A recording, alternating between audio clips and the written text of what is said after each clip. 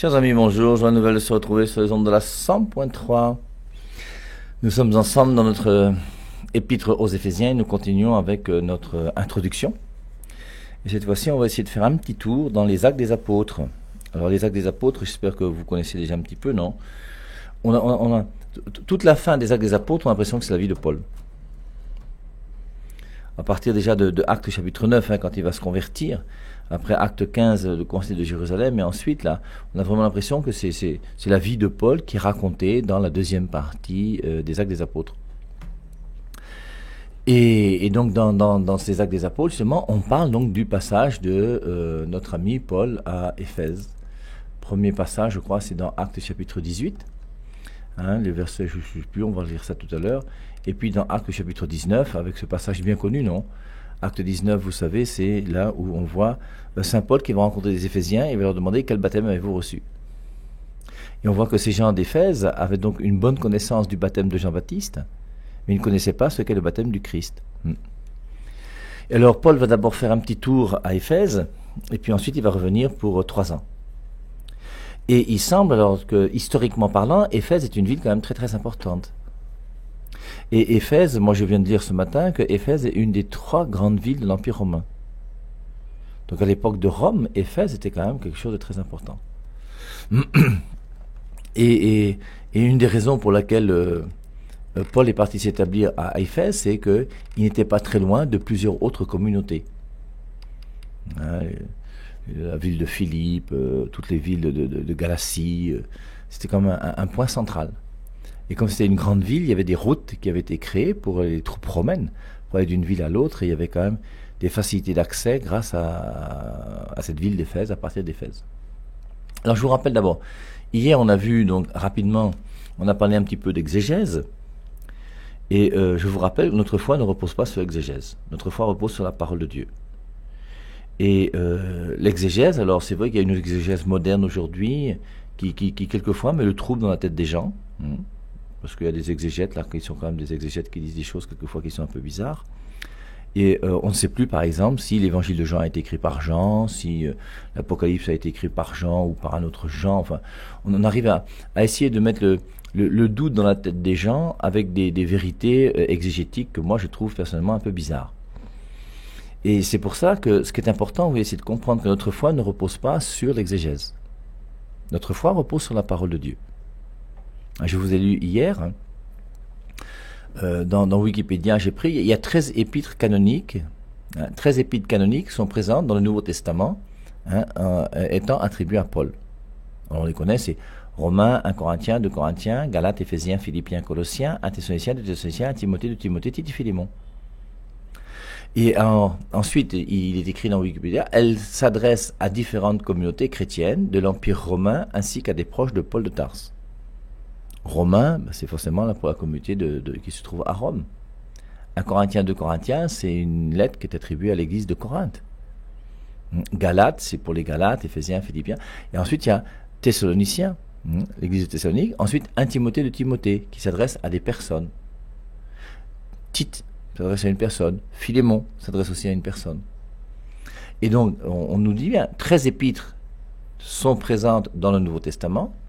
Elles s'adressent à différentes communautés chrétiennes de l'Empire romain, ainsi qu'à des proches de Paul de Tarse.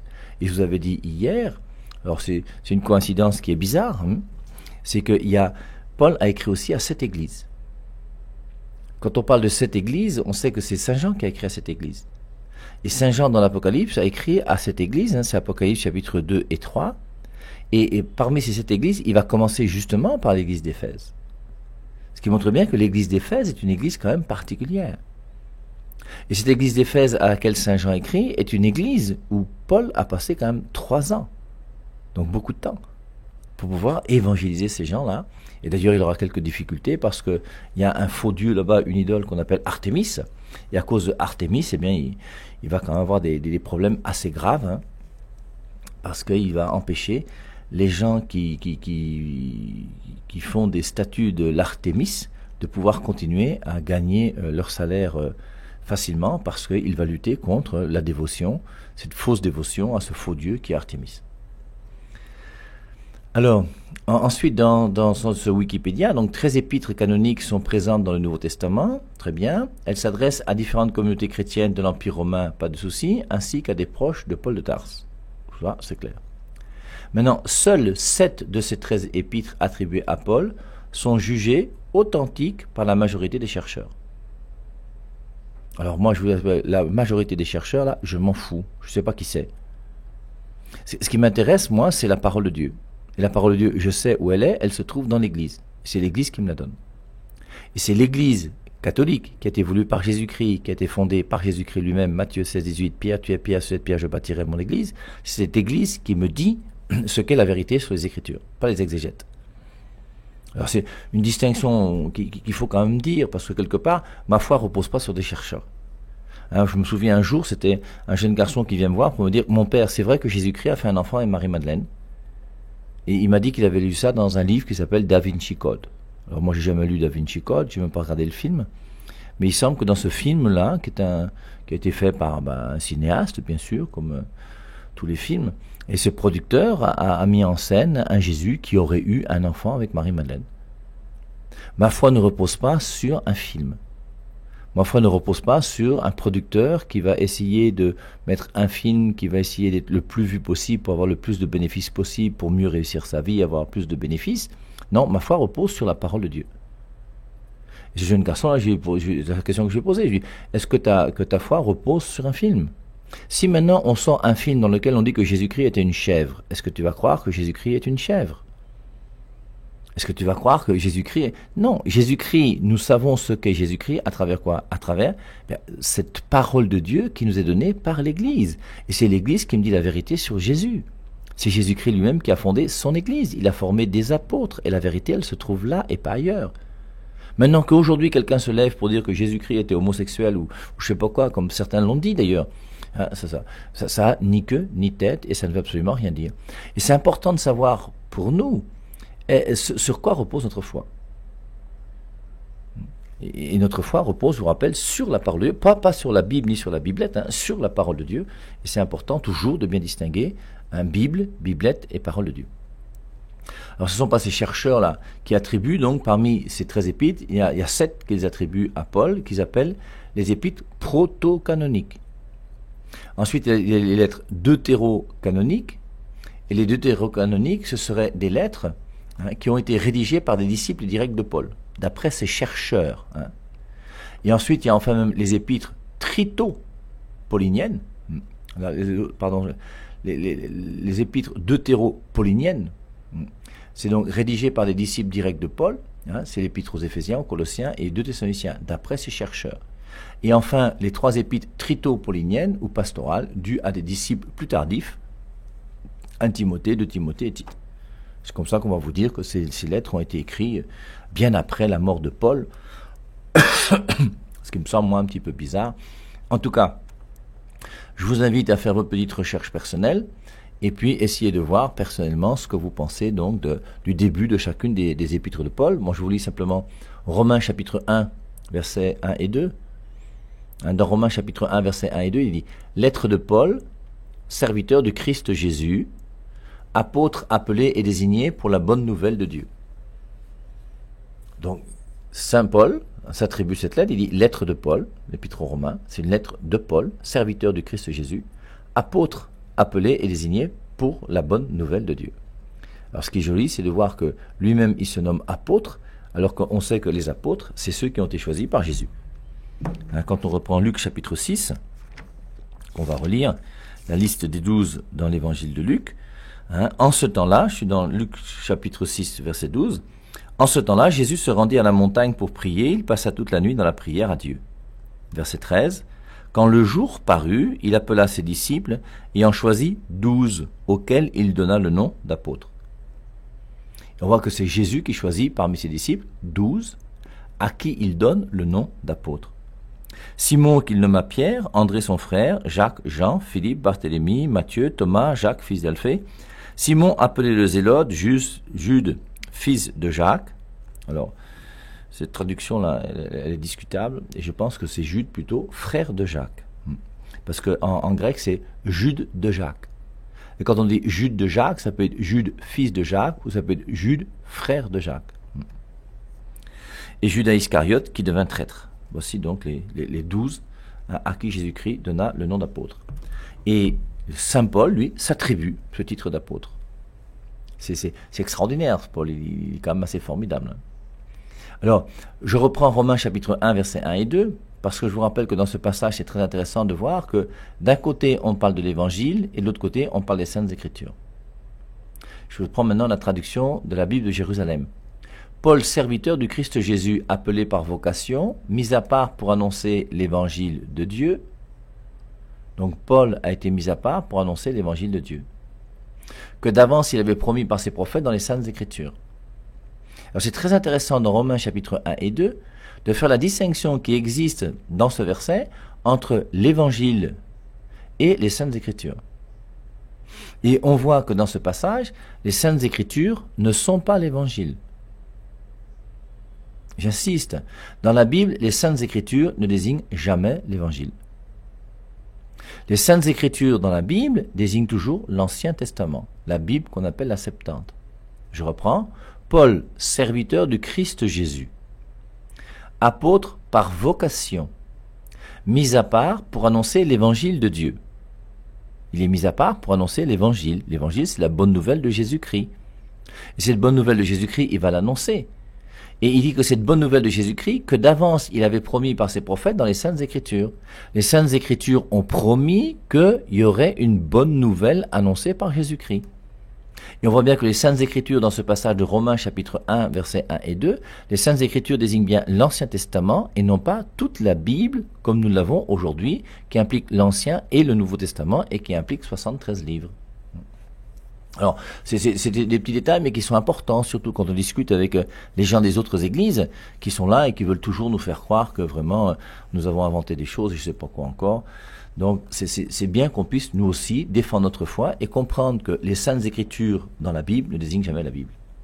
Notamment par rapport à 2 Timothée 3,16, où les gens non catholiques disent que 2 Timothée 3,16, toute écriture est inspirée de Dieu. Pour eux, toute écriture, ça veut dire la Bible. Eh bien, c'est faux. Et là, l'exégèse nous aide, parce que l'exégèse nous fait comprendre que toute écriture ne correspond pas du tout aux 73 livres de la Bible que nous avons aujourd'hui. C'est une erreur grave que d'utiliser 2 Timothée 3,16 pour dire que la Bible est inspirée par Dieu. Il faut aller à l'école. L'école est bien. Et je vous rappelle que 2 Timothée 3,16, c'est une des épîtres qui a été écrite par Paul à Timothée, et Paul est mort en l'an 62, 63 ou 64.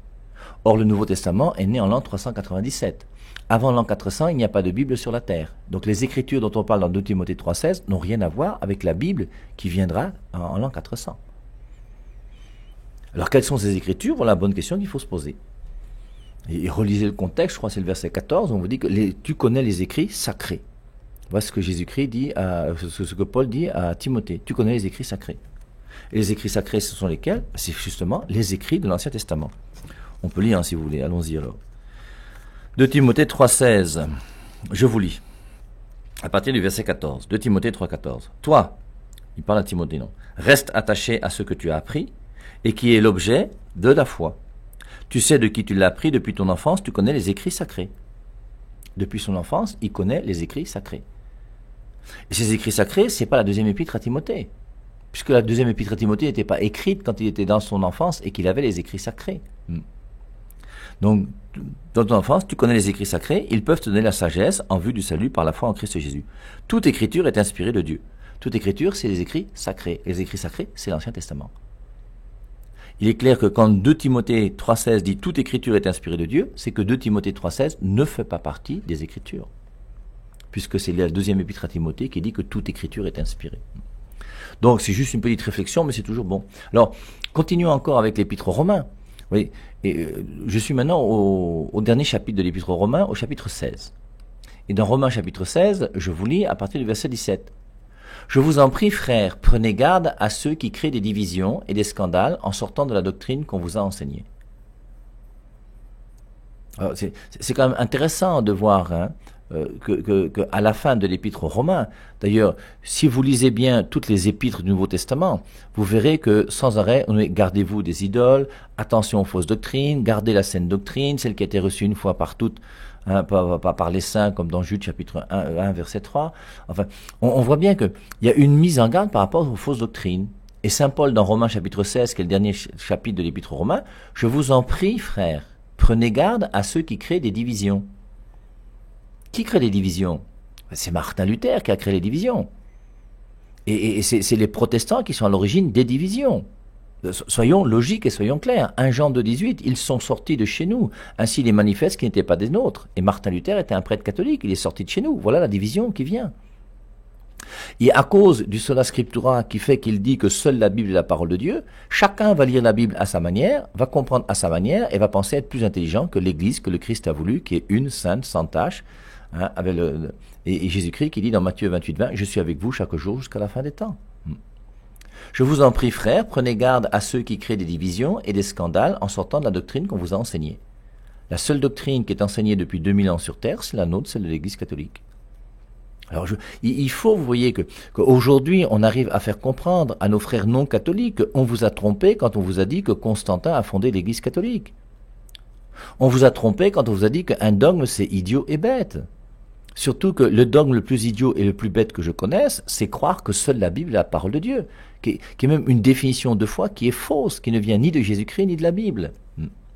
Alors, je vous en prie, frères, prenez garde à ceux qui créent des divisions et des scandales en sortant de la doctrine qu'on vous a enseignée. Évitez tous ces gens-là. Ils ne servent pas le Christ. Tout le monde sait que vous êtes ouverts à la foi. J'en suis heureux pour vous, mais je veux que vous soyez avisés pour le bien, etc. Ensuite, verset 20, « Le Dieu de la paix écrasera Satan sous vos pieds d'ici peu. Que la grâce de Jésus, notre Seigneur, soit avec vous. » Mon collaborateur Timothée, alors Timothée, on en parle beaucoup dans les épîtres de Paul. Si vous voulez, faites une recherche un jour et cherchez sur un moteur de recherche le mot Timothée dans les écrits de Paul. Et vous verrez que dans la grande majorité des écrits de Paul, on parle de Timothée. C'est son collaborateur. Mon collaborateur, Timothée, vous salue, également mes compatriotes, Lucius, Jason et Sosipatros. Maintenant, ce qui m'intéresse, c'était Romains chapitre 16, le verset 22. Mais j'ai lu ces petits versets-là avant, c'était juste pour qu'on puisse se remettre un petit peu en bonne marche. Hein. Verset 22, donc Romains chapitre 16, verset 22, il est dit, « Moi aussi, Tertius, qui ai écrit la lettre, je vous salue dans le Seigneur. » Alors, qui a écrit l'épître aux Romains?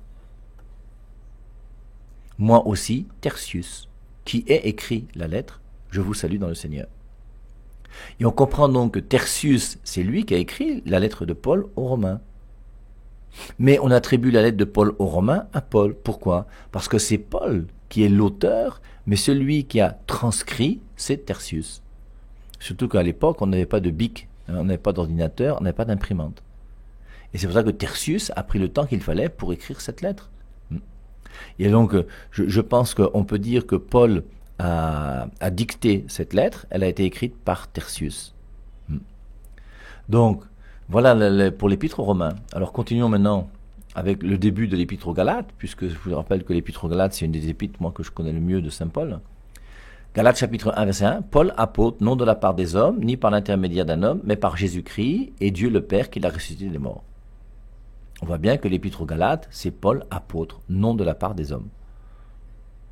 Moi, j'y peux rien, c'est clair. Hein. Ensuite, première lettre aux Thessaloniciens, verset 1, lettre de Paul, Sylvain et Timothée à l'église des Thessaloniciens réunis en Dieu le Père et en Jésus-Christ le Seigneur, que la grâce et la paix soient avec vous. Lettre de Paul, Sylvain et Timothée. C'est bien une lettre de Paul. Éphésiens qui nous intéresse, nous, Éphésiens 1.1, lettre de Paul, apôtre du Christ, Jésus par décision de Dieu, aux saints qui vivent à Éphèse et à tous ceux qui ont la foi chrétienne. Recevez grâce et paix de Dieu notre Père et du Christ Jésus le Seigneur. Éphésiens 1.1, lettre de Paul, apôtre du Christ, Jésus, par décision de Dieu. Alors, cette ville d'Éphèse, c'est une ville intéressante puisque c'est une des trois grandes villes de l'Empire romain, une ville qui a une grande notoriété, il y a beaucoup d'activités. Et Paul va faire un premier tour dans Acte 18, versets 18 à 21. On nous parle, je crois, de la première fois donc où Paul va se retrouver à Éphèse. Je vous lis donc dans Actes 18, versets 18 à 21. Paul resta encore un bon bout de temps, puis il prit congé des frères et s'embarqua pour la Syrie. Priscille et Aquilas l'accompagnaient. Ils avaient fait un vœu, et seulement quand il fut au port à s'ancrer, il se rasa la tête. Arrivé à Éphèse, il se sépara d'eux. On voit comment donc il arrive à Éphèse dans Actes chapitre 18, le verset 19. Il était entré à la synagogue et il avait commencé à parler aux Juifs. Alors il entre à la synagogue, pourquoi? Parce que la synagogue, c'est le lieu dans lequel les Juifs se réunissent le jour du sabbat. Et l'évangile a été annoncé premièrement aux Juifs. Et de même que Jésus-Christ, dans Matthieu 4 et dans Luc 4, va entrer dans la synagogue et va lire un passage et va commenter, bien Paul aussi se retrouve à la synagogue, il lisait un passage et il commentait. Pour montrer aux Juifs que maintenant il faut dépasser la religion juive pour devenir chrétien. Il était entré à la synagogue et il avait commencé à parler aux Juifs. Eux lui demandaient de s'attarder plus longtemps, mais il ne voulut pas. Il prit congé d'eux avec ces mots: « Je reviendrai chez vous si Dieu le veut », puis il quitta Éphèse avec le voilier. Donc première rencontre de Paul et d'Éphésiens, Actes chapitre 18, versets 18 à 21. Je relis, il était entré à la synagogue et il avait commencé à parler aux Juifs. Eux lui demandaient de s'attarder plus longtemps, mais ils ne le voulaient pas. Donc les Juifs étaient intéressés par le discours de Paul. Mais Paul avait d'autres activités. Il prit congé d'eux avec ces mots: « Je reviendrai chez vous si Dieu le veut », puis il quitta Éphèse avec le voilier. Alors, comme je vous disais, vous voyez, Paul ensuite va retourner dans Actes chapitre 19. Et il va passer donc 3 ans à Éphèse, où il va enseigner. Il va enseigner dans la synagogue. Au bout d'un moment, les gens de la synagogue vont s'opposer à l'enseignement de Paul et vont le rejeter. Il va commencer à enseigner en plein air, puis ensuite il va enseigner dans une école d'un certain monsieur qui s'appelle Tyrannus. Et il semble que ce Tyrannus, lui, enseignait donc le matin de 8h à 11h, je crois, et le soir de 16h jusqu'au soir. Et donc, Paul, lui, louait l'école de ce Tyrannus entre 11h et 16h, et c'est là où il a donné des enseignements pendant quelque temps qu'il s'est retrouvé à Éphèse pour enseigner les gens. Donc en dehors de la synagogue, on ne voulait plus de lui, hein, et dans ce lieu dans lequel il a trouvé pour essayer de commencer à se battre. Hein. Alors, que Paul ait choisi Éphèse comme centre de ses activités missionnaires n'est pas étonnant. On constate que la ville se trouve à égale distance de la Galatie et de Thessalonique. Alors, Éphèse se trouve à égale distance de la Galatie et de Thessalonique. La distance, c'est 500 km. Et 500 km, il n'y avait pas le bus, il n'y avait pas les routes, on marchait à pied. Et c'est pour ça qu'il faut se rendre compte que les 3 voyages missionnaires de Saint Paul, c'est quand même quelque chose d'assez extraordinaire. Donc, on voit comment donc il y avait 500 km donc entre Galatie et Éphèse, entre Éphèse et Thessalonique. Cette ville d'Éphèse est à 400 km de Corinthe, à 445 km de Philippe, à 330 km d'Antioche de Pisidie. À partir d'Éphèse, on pouvait sans trop de difficultés expédier et recevoir des messages de toutes les églises. Alors on parle de 400, de 500 km entre ces villes. Je vous rappelle qu'entre Douala et Yaoundé, c'est 233 km. Entre Éphèse et Galate, c'est 500 km. C'est le double. Et Paul faisait ça à pied. Yaoundé-Bertois, c'est 335 km. Yaoundé-Bafoussam, c'est 300 km. Yaoundé-Gandéré, c'est 580 km. Donc, ou Yaoundé, peut-être Garwaboulaye plutôt. 580 km. Donc on voit cette ville dans laquelle il est, dans laquelle il va pouvoir rayonner, tout en sachant que quand il va se déplacer, il ne se déplace pas avec des moyens qu'on a aujourd'hui, mais il se déplace à pied. Et donc Acte 19 nous parle donc de ce passage de Paul à Éphèse, où il va rester pendant 3 ans. Alors on connaît tous le début de Acte chapitre 19, mais on va relire. Dans le temps qu'Apollos était à Corinthe, Paul voyageait à Éphèse, passant par la montagne, et il y trouvait quelques disciples. Il leur demande: « Avez-vous reçu l'Esprit Saint quand vous avez cru ?»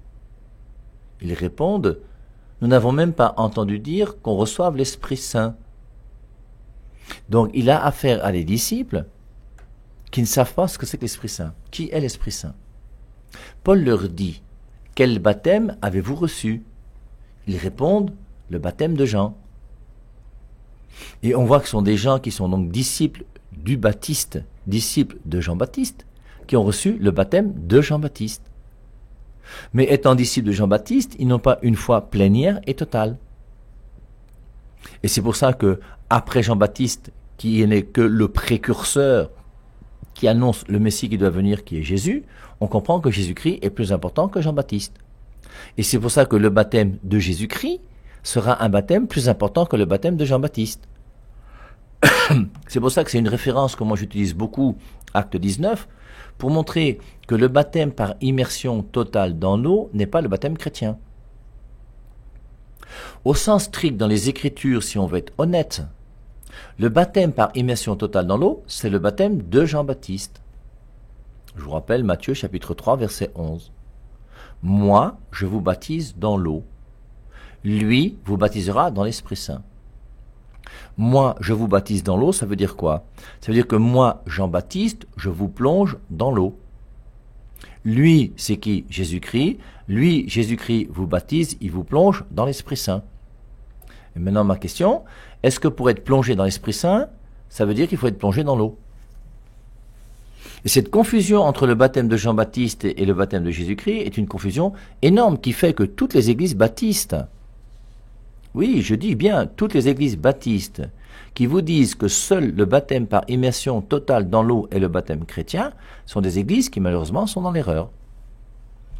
Et je vous mets au défi de prouver bibliquement que le seul véritable baptême, c'est le baptême par immersion totale dans l'eau. Ce sont des histoires. Le baptême par immersion totale dans l'eau, d'abord s'il a existé, parce que c'est même pas sûr, hein.